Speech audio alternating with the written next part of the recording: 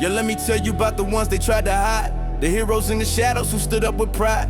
Shirley Chisholm, first black woman in Congress. Unbought and unbossed, paved the way for generations, no matter the cost. Bayard Rustin organized the march in Washington, you see. Behind the scenes, architect of equality. Claudette Colvin, 15 years old, refused to give up a seat. 9 months before Rosa, but history incomplete. Annie Lee Cooper stood in line to vote, got punched in the face. But she fought back, wouldn't let them put her in a place. Dorothy Heights, civil rights queen for 6 decades strong. Fighting for women's rights, righting every wrong. Bessie Coleman, first black woman pilot to fly. Broke barriers in the sky, reaching way up high. Robert Abbott founded the Chicago Defender, spread the news. Gave black voices power, shared out. All right.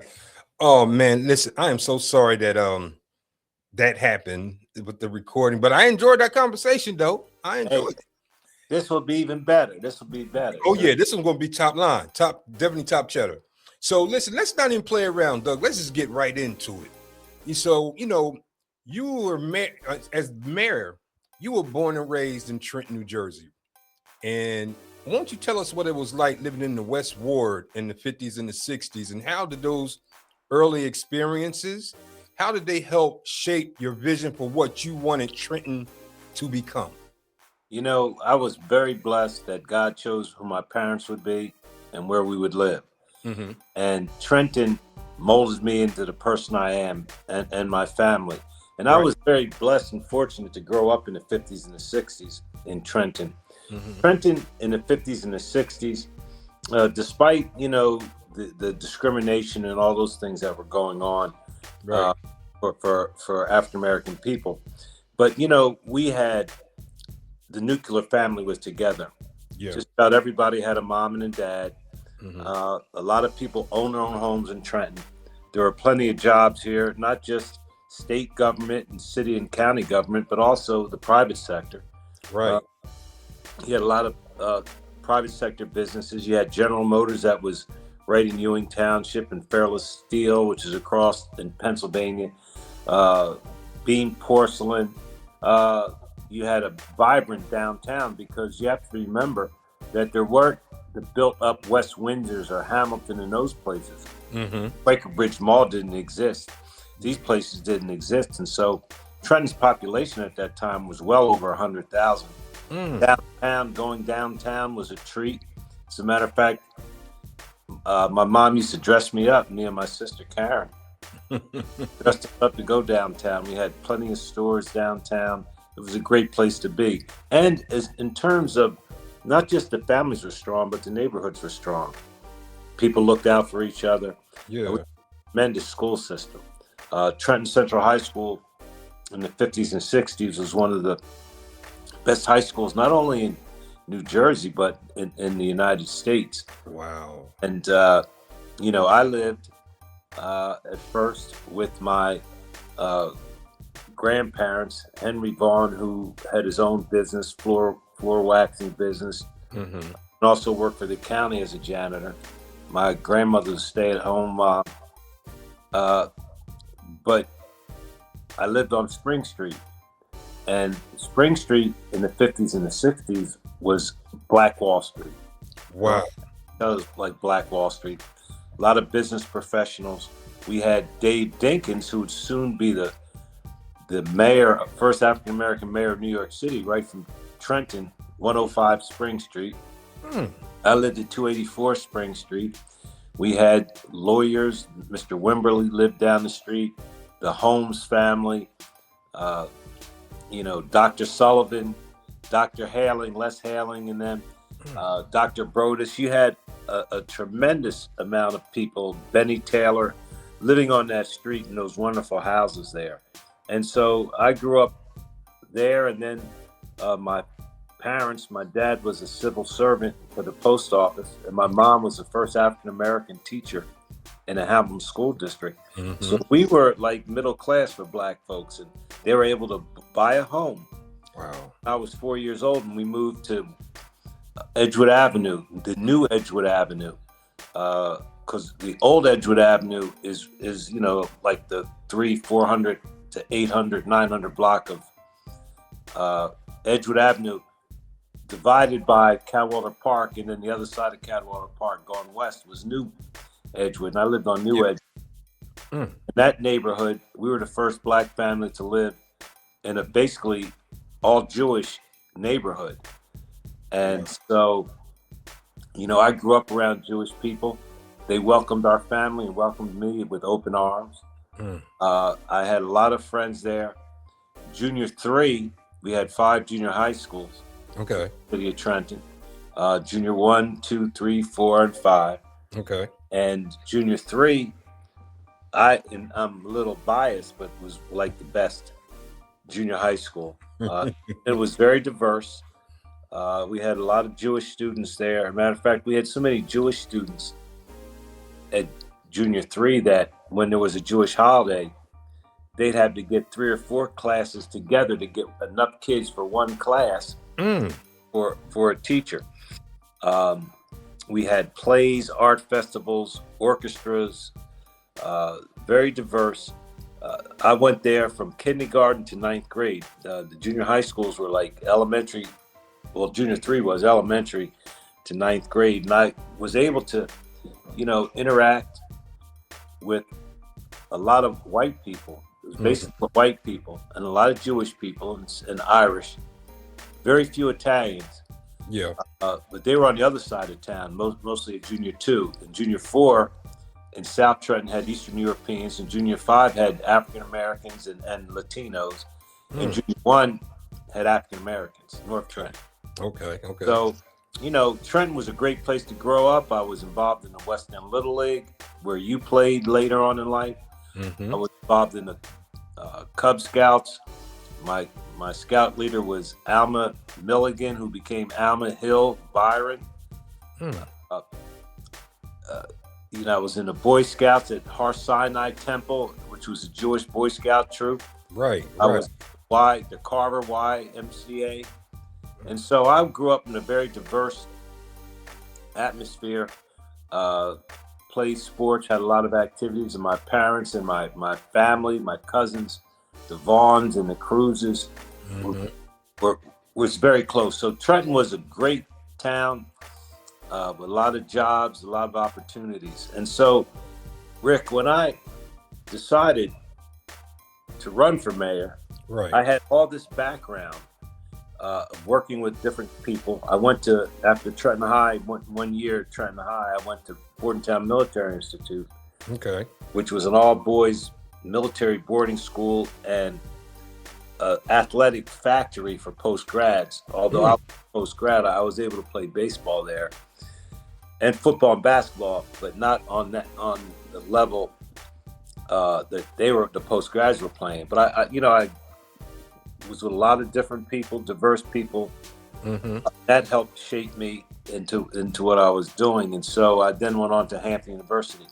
But to put a point on your question about how it molded me, all those people in my life, my baseball coaches, my minister, Reverend S. Howard Woodchin Jr., my grandfather and my uncles, and the school I went to, and the diverse group of kids I was hanging out with, molded me into, first of all, loving Trenton, how important families are, and knowing what is possible if you have people working together, and also if you have hope, opportunity, and jobs. And so when I ran, we picked a slogan, and the slogan was, Doug Palmer, a new vision for Trenton. Yes. And people really got caught on to the new vision. And they would ask, well, what is this new vision of Trenton? That basically the new vision is the reality of Trenton when I was growing up in the 50s and the 60s. Oh, man. And having strong neighborhoods and having Little League and opportunities and jobs and people working together. So the new vision is just what I grew up in and knew that Trenton had the opportunity and the potential to be that city again. And that's what I focused on when I ran for mayor, and being from Trenton and all the people and my family that all molded me into who I was, what I believed in, and gave me the courage to take on a challenge of being the first African American mayor of Trenton. Man, I'm gonna tell you something. And as you were describing Trenton, that was just and let me tell you, Trenton is so full and rich with history, things that we and the individuals and the residents have accomplished that the rest of the world really doesn't know. Because now when they look at Trenton, they're only looking at the pictures that they're posting on social media with, areas that we're working on to get better, so the world doesn't see Trenton the way you and I.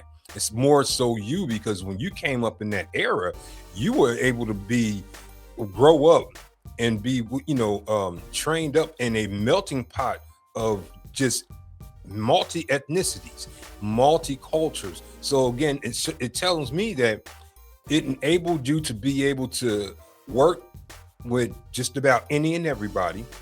And as you're working, you knew how to bring everybody into a common goal or a common mission, which kind of brings me to my next question. Before becoming mayor, now you were the county freeholder. So for 8 years, what did you learn about government and coalition building during those 8 years as a freeholder? Well, I tell you, that set the stage and gave me experience in terms of government and politics. Mm-hmm. Funny, I started out when I came back from college at Hampton. I came back and, I had a very good college baseball career, but it ended abruptly when the school decided after our junior year, and a year where we won the only baseball championship in the history of the school, in baseball. And I went there to play baseball. And I was very depressed and mad at the world. I was a prospect of the Pittsburgh Pirates and had a very good career in American Legion and semi-pro. Mm-hmm. And I just got disenchanted and I stopped playing baseball. I quit.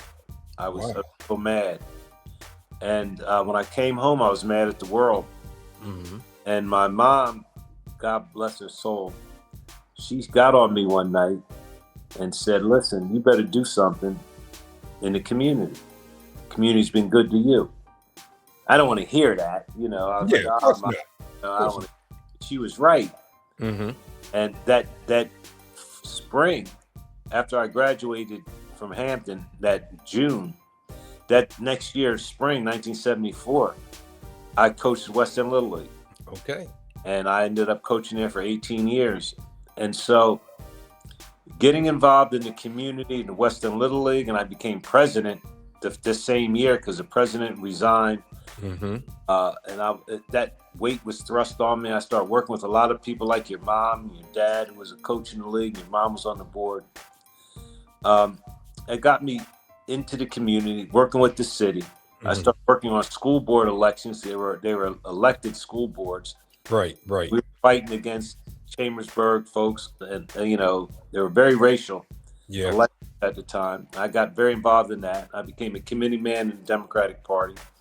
I was treasurer at NAACP. I was had an organization, a political action organization called Success Incorporated. And we worked in the community, fighting to have Martin Luther King Jr.'s Day a holiday, working to help candidates get elected to office, registering people to vote, doing all those things. And so I got very involved in that, as well as my dad bought a bar, the First Choice Lounge in Trenton. Right, I remember. I helped run that. And I was president of the Trenton Men's Tavern Association, which were the black bars that had basketball teams at Calwater Park. So yep, they sure did. I was very involved and active in the community. And lo and behold, when John Watson, who was a freeholder, now called commissioner, went on to run for the assembly, his spot became open. And another spot became open, and we had just won a major school board election where we had controlled the board for 3 years, which never happened. Lovely. I was the campaign manager along with Joyce Kersey. We elected Alexander Brown, Cullen Banks, and Pete Harris, a white guy. Right. And they said, you should run for freeholder. Rick, I didn't even know what a freeholder did. I had no clue. I had no clue, man. Man. They had asked me, I couldn't have passed that test. But the people had seen me so involved in the community and in the Democratic Party that even though, you know, people thought I was too young, and you know, I had a reputation as sort of being a rebel rouser, you know, in school board meetings. But Reverend Woodson and the Catherine Grahams and the Stanley Van Nesses, the Bo Robinsons, John Watsons of the world said to the Democratic Party, she says, listen, we want Doug Palmer. We go for all the white candidates you give us. We want Doug Palmer. Fill the seat. And I won the convention, and I was expected to win freeholder. I ran for a 1-year unexpired term in 81, and I won. And you won it. You won it. Yep. The next year, I ran for the full 3-year term, and running mates were Paul Solomon, whose daughter now is Paul Solomon Cavello, who's the county clerk. County clerk. Skip Semino. They were my running mates, and Skip's son is John Semino, who is a commissioner. So, wow, you know, it goes, you know, around and around. Seems like it, yeah. I got on the freeholder board. I served for 10 years. We had some turbulent times. We had Bill Mathesius, who was Republican county executive, and we were battling him all the time. It taught me the art of compromise. I got very close with another Republican named Bob Pernetti, who played football at Trenton Central High School. Okay. He was introduced to me by one of my best friends, Skip Scott, who played football, and Skip and Bob were on the undefeated Trenton High football team. And Skip introduced me to Bobby, and we served on the freeholder board together, Democrat, Republican. He helped me with some votes. I helped him. And we formed that relationship that helped us to this day, where we're partners in business, and helped when, you know, he was county executive and I was mayor, and we did the arena, the ballpark. He helped with the hotel. And so, you know, working with different people, different ideologies, seeing how government worked on the legislative level, seeing how it worked in the executive level, sort of prepared me to run for mayor, as well as during about 8-9 years of that time, I was the purchasing director for the Trenton Board of Education. Oh, okay. And so, working for all those elected school board members paid off. Sure did. Sure did. Sure did. But I was very fortunate to be under the tutelage of the superintendent from Chicago, Gene Francis Emmons, who was Muhammad Ali. I mean, to me, he was just fantastic. He was a great superintendent, and of course, the other side of the aisle always tried to get rid of him, tried to fire him. We were always defending him, and he gave me one of my starts too. It wasn't for him, I wouldn't have been mayor as well. His name's not mentioned that much. I always mention it because he really helped me. So it all, you know, experience there, you know, helped me be ready as I could be in terms of seeing how government works, right? Who you should put together, and having the credibility in the community and in the county, based on my elective experience and how I never lost an election. Right. You know, how I stood up in times of challenge and controversy, and also worked together to push, you know, things like educating inmates in our county correction system, you know, working on affordable housing issues. And so it just was a big help. Man, I tell you what, but you know, and to me, it's really Weston Little League. Obviously, was once you came off once Miss Dottie got you off the pity party and put you back on place, Weston was the first stop. And if you really look at it, though, Weston Little League has not only obviously, you know, birthed one of the the finest, greatest politician that I know, and pretty much the rest of the world. But it also birthed a lot of young black women, men and women, that we started at West End Little League. We played under the direction of, yourself, my dad, and all the other coaches, that were there, who really looked at the Little League as a chance to shape us instead of just coaches. So you guys, a lot of great men and women came out of West End Little League. Napoleon, Teeny Lewis, you had the Square, and they came, a lot of them went out to do big things. So we came out of West End Little League, and that was a mark. That was almost like a rite of passage for the young black men and women that were in Trenton to play at West End Little League and to, experience the leadership that was in place there, being the coaches and all the parents. We learned through West End Little League what it was like to be supported and to support. We would stay after, we would lose a game, Frontier, but we'll still hang around and watch the other games. So it was a camaraderie. So I really thank God for West End Little League and what it was for me. And obviously it was a start for you in your journey as a politician. But now let's talk about the 1990 election, the day that Trenton would never be the same. I shared this with a lot of my military friends when I was over in Colorado. I talked about this because you were the first black mayor for the city of Trenton. And that aside, tell us what it was like on election day, Doug. You won by 297 votes out of what, 25,500? Yeah, something like that. Is a small margin. It was unbelievable. I liken it to people to understand.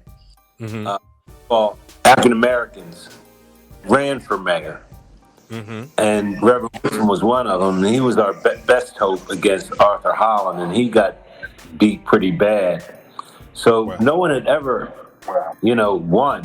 And as a matter of fact, people were pushing me to run for mayor because of, it was like, Doug, you've been a freeholder 10 years. What you got to do something here. We need help. You can do it. And I was a little leery because I was afraid I was going to get beat. And I had doubts. Right. But but I also believed that I could make a difference. So I didn't want to. You can lie to a lot of people, but you can't lie to yourself. And I knew that if I didn't try, I would feel like I was a failure. So people, though, said that Trenton, quote, Trenton ain't ready for no black mayor. And especially not you, Doug Palmer. And so, that was the backdrop. People just didn't believe. But through God's help and strong family and good folks I had around me, and my past experience and relationships with people that I forged to put together a solid campaign, we put on one heck of a campaign. You did. And it was a diverse campaign. You did. And your mom was an integral part of that. Your dad was an integral part of it. The pastors, the ministers, through All Out Trenton and in Ewing and Reverend Jackson, Wayne Griffith, all the pastors were behind me, and the community groups. And we showed what would happen. So when I won, it was literally like when Barack Obama became president of the United States. You'd seen recently pictures of now deceased Reverend Jesse Jackson crying the night that Barack Obama won. Well, people were crying when I won, and they were hugging. And at the time, there was a dance, the Electric Slide, and our campaign victory party was at the Masonic Temple on Willow Street. Right. There were so many people there. They did the Electric Slide all the way up Willow Street to West State Street at the victory party. And so it was just magnificent. And people just couldn't believe that it was possible. It may be hard for people to believe now in Trenton because Trenton now, is majority African-American and Latino. Yeah. But when I ran, only about 52% of Trenton was African-American. And about 35% were white. and Latinos made up a good portion of the rest. So it was, it wasn't a slam dunk that I would win, and it wasn't a Democrat versus the Republican Party. This was nonpartisan, so we had to have our own mechanism. And I'm very grateful to Reverend Woodson and John Watson, who, if it wasn't for John Watson, he really pushed hard the Democratic Party to support me. His son, Bill Watson, was my campaign manager, who did an excellent job along with John Bailey and, a lot of other people, Kenny Faulkner. Yeah. It was just, great. And then throw Andrew Bobbitt in there and Trish Lee and Cordelia Staten and a whole bunch of other people. And, we won. And, Bill Watson said to me, I can't remember if it was election day when we won, but soon thereafter, he said that I knew we were going to win because I ran in a runoff. I had a runoff election. Okay. I knew we were going to win because I was going to the headquarters at 4:30 in the morning on election day. And as I'm driving down West State Street, I saw something coming towards me in the middle of the street. And as he got closer, he said it was a guy on a bike riding in the middle of the street with a Palmer for Mayor sign that he was carrying to his spot. And he said, I knew once we had that kind of energy that early in the morning, and this guy, I knew we were going to win. And we did. Even though the police officers that worked for my opponent, Carmen Armenti, who's a true gentleman and a friend, they had uniformed police officers in black polling places as a way to try and intimidate blacks from coming to the polls. Yeah. But we got lawyers. Rocky Peterson was one lawyer, and Steve Pico and John Thurber and others, and we got them out of there with uniforms on. But they still came back in plain clothes, but, we still won. Here we are. Can you hear me? Yeah, now I can hear you the same way. Yep. Good to go. Now, listen, after of course, you said you didn't want to be just a black mayor, but, also, where your support came from. How did you navigate being both Trenton's first black mayor and the mayor for all of Trenton's residents? I know, I know you're fair. I know you're going to be professional, but did that become a challenge, especially after you got in the office, being a black man, let's be real, being a black man, being the first black mayor, but also being the mayor for all of Trenton? Did that become a challenge at any point of your tenure as mayor? Yeah, it was a challenge from the very beginning because, there are people in the white community. When I won, basically, out of 25,000, almost 26,000 votes cast, basically, all the black folks voted for me, all the white folks voted for Carmen Armenti, and the Latino vote was split. And so white folks thought that the sun was never going to shine again in Trenton. And black folks thought that they didn't have to pay another water bill or nothing, because now I'm in office. So, the expectations didn't match the reality. No. And I knew, and my team knew, that we couldn't have such a racial divide like this if I was going to be successful to run the city. As a matter of fact, after the election, Carmen Armenti walked me through Chambersburg, which is, the white Italian section at the time. We went door to door, and he introduced me to people and basically said, give him a chance. And we had dinner together at Roman Hall. It was in the front page of the paper. And so that's how important it was. But also, Rick, growing up in Trenton, growing up in a Jewish neighborhood, going to Junior 3, which was diverse, interacting with white people when I went to Bordentown Military Institute, all that, prepared me in terms of having the confidence to be able to deal with white people, without being defensive, or antagonistic. I was proud of who I was. I knew who I was. I went to Hampton University, black college. I mean, my my ego was intact.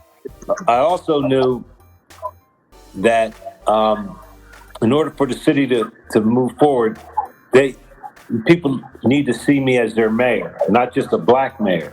Right. And so that was very challenging, but it was easier for me because of how I was raised and grew up.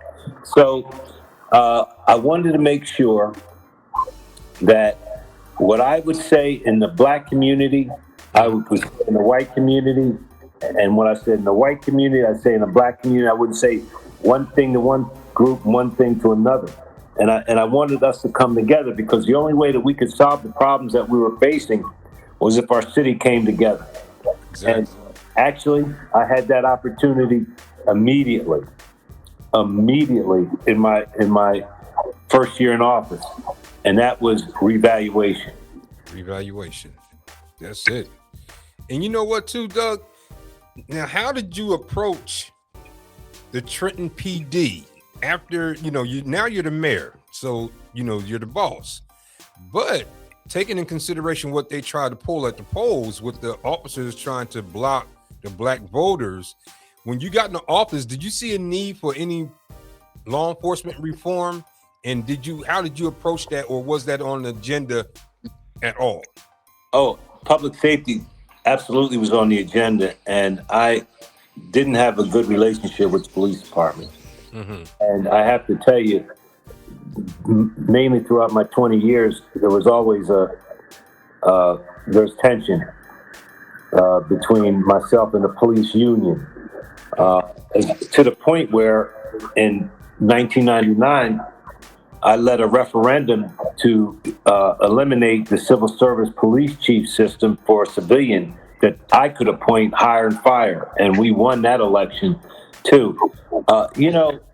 It was a lot of problems when I first took office with the police. As a matter of fact, the campaign manager for my opponent, Joe Constance, was the deputy police chief for Trenton. And it was his idea to have those cops into place. So we were always having issues. And when I first started, I would hear reports from my black constituents that cops were just pulling them over, giving them tickets, and then say, thank your mayor, Wow. So I had to deal with that. And even the black police officers, and they stood up, they supported me, the Black Officers Law Enforcement Society, Mm-hmm. The Wesley Richardsons and Lemmy Cavers and Joe Richardson, who played in Western Little League. They supported me. Curtis Hicks, and they were catching hell, supporting me, which they did publicly. Mm-hmm. And then when I got in office, so those things happened. We constantly were having problems with the police in the community, and I was intent on fixing that paradigm, and I was able to really make a lot of headway once we reformed the police department. I brought in the civilian director, Joe Santiago, who was former police director in Newark, and we changed policing to the point when I left office, we had reduced crime over 50%. And so, and we put a lot of other programs in place, because you had gang issues, you had the drug problem, and you just can't totally lock up the gang or the drug problem. You need programs, you need education, training, reentry programs, things to keep young people out of trouble. So we came up with a comprehensive plan, spearheaded with the help of Joe Santiago and my cabinet, on what we could give alternatives to. But also, the people that are going to be shooting people, they had to go. Yeah. So we partnered with the ATF, the FBI, the state police, the sheriff's department, and others during that time. But it was always a lot of tension, but I wasn't backing down from them. Good. And that's just the way it is. Man, listen, and we're glad you stood your ground, because that is an issue.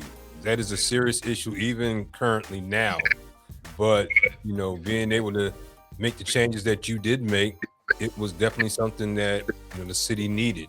But now I'm thinking, you were the president of the United States Conference of Mayors from 2006 to 2008.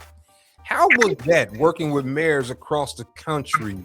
And what did you learn from your peers, from those other mayors that maybe you had an opportunity to implement here in Trenton? Yeah, what's so crazy is, first of all, Art Holland was president of the U.S. Conference of Mayors too, Really? which is amazing given the size of our city compared to the big city mayors. But when I never forget. Now, you go to Washington every year to this day. There's two meetings. There's two yearly meetings, one in January, one in June. And then there's other meetings in between, but there's two main meetings. And January meeting's always in Washington. And I never forget 1991, my first meeting, and you had Maynard Jackson, Coleman Young, Marion Barry. These are the mayors that are in the room. And I was so intimidated. That all I did was go to meetings and go right back up in my room and then deal with city business or whatever. And they're like, don't you have something to do? I said, nah, I was so intimidated, right? Right. I was scared, And I go down to a meeting, and lo and behold, Dave Dinkins, Trenton's own Dave Dinkins, my godfather, was mayor of New York, and he's sitting at the table, and he sees me, and he says, here, sit next to me. And he told everybody that, this is my mayor, the mayor of my hometown, Trenton, and he made me feel right at home. Good. And that broke the ice for me, and I began to learn so much, whether it was policing. There's so many smart mayors and they do best practices, whether it was health, whether it was stolen car issues, whether it was how do you bring jobs to your city, how do you create opportunities. You learn so much to this day. And I got so much out of it, and so did the citizens of Trenton. Good. As a result of me being at those places, I got to know President Bill Clinton well, who's a dear friend to this day. We got the home ownership zone where we created thousands of units of home ownership housing in Trenton as a result of it. We were able to clean up our brownfield site. We got numerous awards for cleaning up brownfield sites. It was just remarkable. And because of how intimidated I was when I first came to the conference, I was sure that I would be friends with new mayors coming in and help them learn the ropes. And, based on, I guess, my personality and me being very active in the organization, Okay. the mayors saw leadership in me and elected me to the advisory board, which is the first step if you're going to go for president. And they elected me as a trustee, which is like, the advisory board's like the House of Representatives. Okay. There's like 40 of them. And the trustees, there's like 14. It's like the Senate. And trustee, you then, if you're elected, you go to second vice, then first vice, and president. So I made it up through all that and served 2 terms. It was a tragedy that happened. The president, when I was first vice president, he died soon after he became president. Ooh. Cancer. So that's why I served 2 terms, which is the second longest tenure in the 94-year history of the organization. And I came in at a time of tragedy, but I brought the mayors together. We pushed our agenda. We went and met with Nancy Pelosi. We had our 10-point plan. Strong families, strong communities for a strong America, dealing with climate change, dealing with public safety, dealing with home ownership. We had our 10-point plan. We had our Energy Environment Block Grant, which would give $2.8 billion to towns all over America to help them retrofit their buildings into clean and green spaces. And that's what we were able to do. We were able to secure $2.8 billion with the help of Nancy Pelosi, the speaker, who came to Trenton, along with Russ Holt, who was our congressperson, to announce what had happened. So those are the things that I was doing, working with people. And Rick, the common thread of all that is me always working with people. Yeah. Meeting people where they were and understanding other people's point of view and trying to get things done. And I wasn't really set so much in this is the way I want to do it. I wanted to hear how we could best do it and working together. Like the old African proverb, if you want to go fast, go alone. If you want to go far, go together. Wisdom. So I always wanted to go far, not fast. Okay. Man, let me tell you something. Those are definitely wise words of wisdom. So everybody, when you're listening, listen to that, because you can apply that to every aspect of your life. Learning how to work with others and see their point of view and collectively come together and let's put something together on paper with all of us working together and doing it. So that's beautiful. But you know what? I'm looking at 20 years of mayoral tenure. What was your proudest moment or your proudest accomplishment? It wasn't like a moment as much as it was cumulation of working to bring people together. Okay. All right. And the benefits of that. And I started to say revaluation. I wasn't in office a year and we knew this was a campaign issue. The city of Trenton hadn't revaluated their properties for over 25 years. And so property taxes were out of sync. For instance, in the East and South, where there were predominantly the white areas in the 50s and 60s, they were working class neighborhoods. They paid very low taxes. But in the North and West, and especially the West Ward, where it was most affluent, if you think about it, the West Ward is the suburb of Trenton. It is. So if you think about how it was laid out, so the West and in parts of the North, their property taxes in the 50s and 60s, Hiltonia and those areas were high. After 25 years of not going back and reevaluating them, those properties went down in value. The properties in the white communities went up, but their taxes in the white community didn't go up. And the properties in the North and West didn't go down.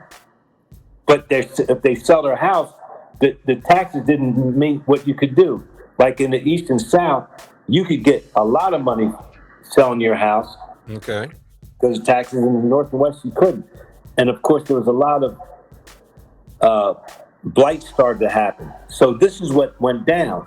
When they got their tax bills, they blamed me, especially in Chambersburg and in South Trenton. Okay. Like it was my fault. It wouldn't have mattered if Carmen was a mayor. It would have still had the same tax bill. But they would say things like, oh, maybe we should have let our properties run down like they did in North Trenton and West Trenton. Then our taxes would go down. Why did I have to fix my property up and I'm paying all these taxes? Well, they're paying $800 a year. And then after reval, they're paying $2,400. All right. Okay. So naturally, they're, mad. And in West Ward, they're paying $3,000. Now they're paying $2,000. So half the city was happy, half the city was pissed. But again, one of my accomplishments was having public hearings. My car was egged in the South Ward at the meeting. People were booing me until I really got my Trenton in me. My West Trenton came out, and I started yelling back at them. and we put together a plan to get 27,000 signatures of Trentonians to take to John Watson, and Dick LaRosa was the senator, and Gerald Naples was assemblyman, to get us more money from the state, because that was an overall problem. They weren't paying their fair share. We ended up getting 27,000 signatures, marched down to the State House from City Hall, and put the signatures in a coffin. Took them to John Watson and LaRosa, and we got $5 million. And before I left office, we had $42 million that had gone to help reduce taxes. So that was being able to bring people together. And also, the next year, they had the Rodney King, the Rodney King incident, where cities all across America and some in New Jersey were rioting. People swore that they were going to riot here. And I said, listen, we'd rather build than burn in Trenton. All right. We'd seen what had happened in the 68 riots in Trenton when people left. And myself and some of my police team, we rode around the city for 3 days at night, late at night, making sure that people knew, hey, listen, let's keep it cool. So that was another thing, as well as being able to build over 5,000 units of housing for home ownership, throughout Trenton, which still stands today, and people still own their own homes.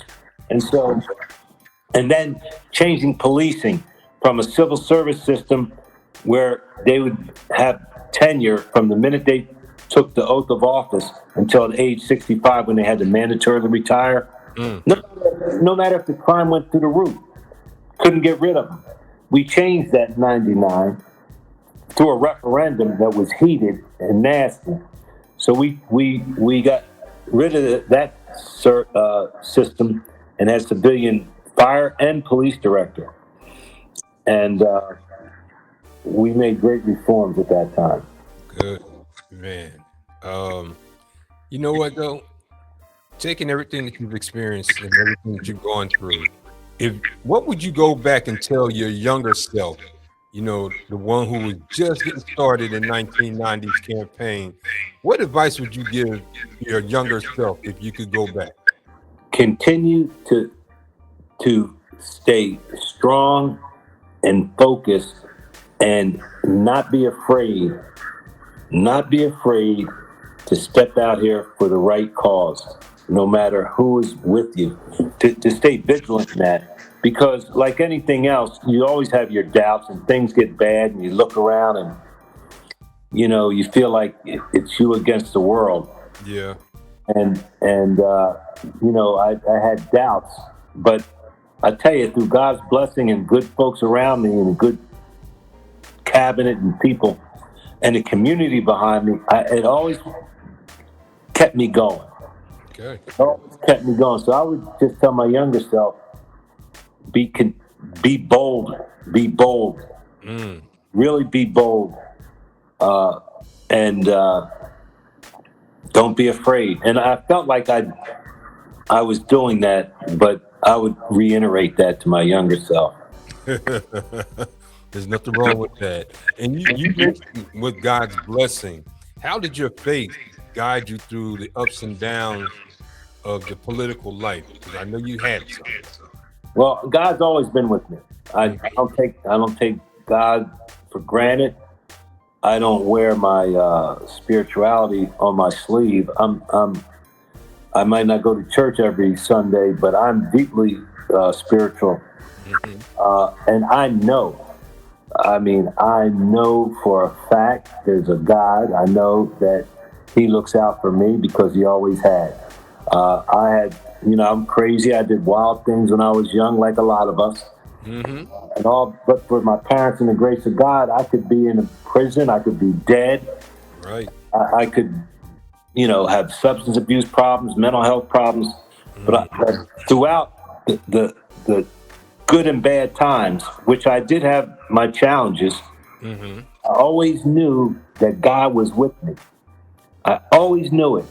And to this day, God blessed me with the wife that I had, my daughter, I have one child, 23 years old, Layla Rose Palmer, who's the light of my life, and always blessed. My sister Karen, my nephews are doing great. One's a lawyer, used to work for the city of Trenton as a lawyer. The other Trenton firefighter, ironically. And just strong family and some good friends like your mom and dad and others, the Trish Lees and the Cordillas and the Andrew Bobbitts of the world and Dave Pontins and all these folks. And I know I'm blessed. Yes. I know I'm blessed, and I don't take it for granted, and I continue to try and be a better person, which is why I continued after being mayor to work in the community. For 10 years, I'm the chairman of the Trenton Literacy Movement, a program where we have after-school programs trying to have our second graders read on grade level by third grade. Okay. We have an after-school program in all 13 elementary schools. Our president is Ed Bullock. We have a strong board of a former educator, Gloria Tunstall's on our board, and you know, a lot of others. Yasmin Ellie, who's on council's on our board. Eris Tunstall, Walter Bliss. We've got new people on, and we've got Keith Hamilton. So we've got a great board. Right. And I stand by with that, and I'm on the board of Children's Future, which is an organization designed to make sure that children aged 0 to 3 have a good start in life and to work with the mothers in that way. Amen. Amen. And listen, you know what? Listening and hearing your story, you have forged some remarkable relationships through your political journey. And it seems like they have just filtered on into your civilian service, you know, to the community. And you know, Trenton is a better place by having you there and for the service that you have given it, because we wouldn't be where we are today. And 20 years of that, if nothing else, we can owe it to you and your diligence, your cabinet, and your vision for the city of Trenton. So, man, I thank you. Rick, if I could, though, not to cut you off, but I'm also very hopeful now. We have a lot of young politicians and young Black business people in Trenton that are very active. I've got high hopes. There's so many people that are running for office that want to participate. Good, because you know I was going to ask about what's the climate like right now for the mayor run in the city of Trenton. And I'm following it on Facebook, but you know that can get a little wild. But what do you think the climate is going to be like on this year's mayor race? I think there's going to be a lot of people, and have already announced that are running for mayor. And you had some good candidates. Reed Gussiora,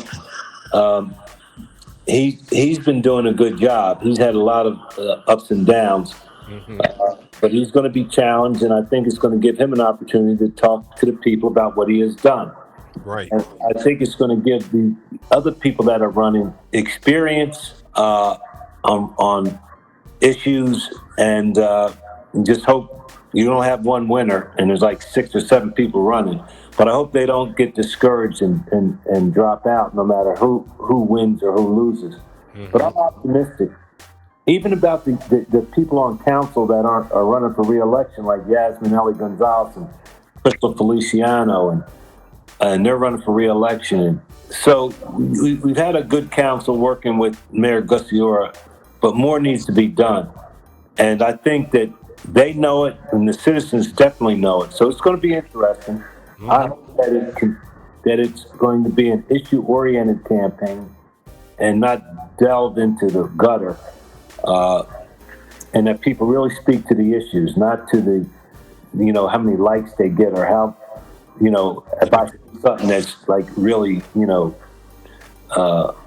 sweet or popular or whatever, just to make a headline. They really talk about the issues of affordability, what's happening in our city, having a clean city, ways in which you can provide a better education system and job opportunities.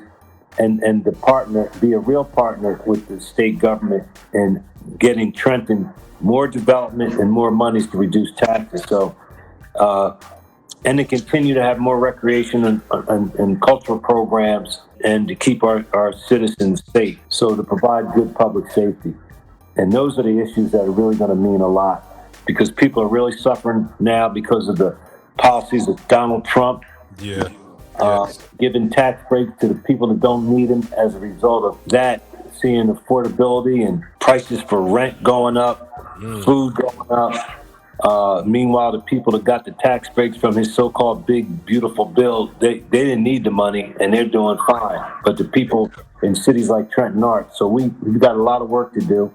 Fortunately, we have County Executive and Dan Benson, who gets it, who's working very closely with the city and the county to bring jobs, development, and other resources here. So I'm just very optimistic of what's going to happen during this election and afterward. In getting ready to close out, Doug, is there anything that you want to share with our listeners about your journey or your time as mayor, or even your continued hopes for Trenton's future? Anything you want to share with the people before we close out? Yeah, I've been blessed. Like I said, all my life, God chose who my parents would be, my sister would be, and my family, my daughters, and everyone, and my friends. And I'm going to continue to give back. Since I left office 15 years ago, I started my own consulting company, Palmer Associates. Mm-hmm. I work with companies that want to work with mayors to open doors for them. And so I've been blessed to work for the NFL, for Major League Baseball, for the American Beverage Association, Comcast, and a lot of other companies, helping them navigate how to work with mayors. I'm going to continue to do that. Like I told somebody, they said, well, are you retired? No, I'm not retired. And I tell them, I'd rather wear out than rust out. All right. So I'm going to always be involved in the city of Trenton. I'm going to always work with other folks, especially young people in the education system and young entrepreneurs, help them get their destiny, help them with their vision and their destiny. And that I'm just very optimistic and blessed. And so I'm not going anywhere. Some people say, well, why are you involved you live in Princeton now? Shoot, I'm from Trenton. I'm always be from Trenton, and I'm always going to help. This is my city. That's right. To this day, if somebody says, where are you from? I say, I'm from Trenton. I don't say I'm from Princeton. I'm from Trenton. I'm Trenton, born, bred. If you could cut my veins open, if there would be a city that would come out, would say Trenton. So I'm going to keep working with people, and keep trying to help people. And Rick, I really appreciate you. I remember when you were a young boy playing baseball in the West End Little League. Good player, you and Jason, your brother. Yeah. And you would be down on yourself. I could remember you'd always be down on yourself a lot. Yep. And your dad didn't help when he was coaching you, because he, like a lot of dads coaching their kids. And I remember when you were on the All-Star team, and I said to your dad, I said, Willie, you leave Rick to me. I'll coach him. I remember that. You leave him alone. All right, Doug. All right, because parents can be hard on their kids, man. I got hard on my daughter when she was playing golf. I couldn't tell her nothing. So, but I'm very proud of you. And your faith, and you're a minister now and family man, and I appreciate what you're doing, and I appreciate you giving me the opportunity to share my story with you and your listeners, and hopefully one or two things may inspire them and motivate them to continue in their journey in their destiny. Man, amen. So well said and put. And I'm encouraged. If nobody else, I'm encouraged, because we don't know things that you had to endure being mayor, the late night meetings, and trying to bring a city together that was heavily divided in 1990. So you did an outstanding job, and the Lord really knew who to put in office during such a time. So, ladies and gentlemen, Doug Palmer, Doug, thank you again, man, for coming on. I call you Coach. Thanks, Coach, for coming on and being with us on today, man. And when we come up in July, we're going to make sure that we come by and see you, because I haven't met the family yet. All right, you do that. And thanks, Rick. You take care, and God bless. Thank you. God bless, brother. Thank you, Coach.